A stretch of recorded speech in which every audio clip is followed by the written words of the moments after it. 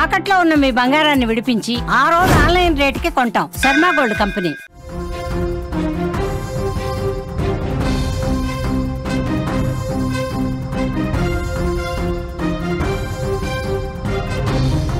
పాక్లో ఘనంగా గణేష్ నిమజ్జనం. కరాచీలో అట్టహాసంగా నిమజ్జనం వేడుక జరిగింది. ఆటోలో గణపతి విగ్రహం నిమజ్జనానికి తీసుకెళ్లారు. ఆసక్తిగా పాకిస్తానీ ముస్లింలు అక్కడ చూస్తున్నారు. పాక్లో హిందూ పండుగలపై ఆసక్తి పెరుగుతోందని కూడా చెప్పుకోవచ్చు. సోషల్ మీడియాలో దృశ్యాలన్నీ కూడా ప్రస్తుతం వైరల్ అవుతున్నాయి.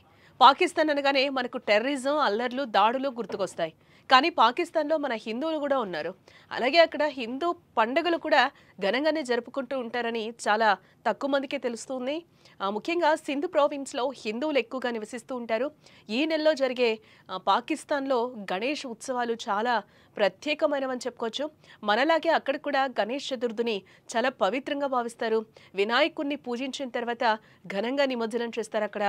ఈ క్రమంలో కరాచీలో గణపతి నవరాత్రి ఉత్సవాలను అక్కడ హిందువులు అత్యంత వైభవంగా జరుపుకున్నారు. 9 రోజుల పాటు పూజలందుకున్న గణనాథుడికి వీడ్కోలు పలికారు.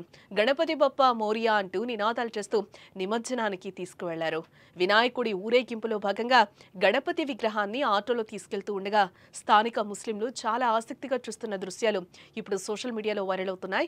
వారు ఆ విగ్రహాన్ని ఆశ్చర్యంతో చూస్తున్నట్టుగా తమ మొబైల్ ఫోన్లలో వీడియోలు రికార్డ్ చేస్తున్నట్టుగా కూడా కనిపించారు. ఈ విజువల్స్ చూసి చాలా మంది మత సామరస్యానికి ఇది నిదర్శనం అంటూ కూడా కామెంట్స్ చేస్తున్నారు.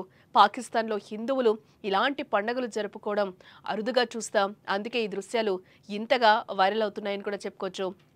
ఇటు పాకిస్తాన్లో హిందువులు ఉన్నప్పటికీ వారు మైనార్టీలు. అక్కడ వారికి అనేక సమస్యలు ఎదురవుతూ ఉంటాయి.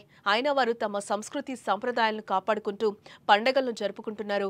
హోలీ, దీపావళి, శివరాత్రి వంటి పండుగలను అక్కడ ఘనంగా నిర్వహిస్తూ ఉంటారు.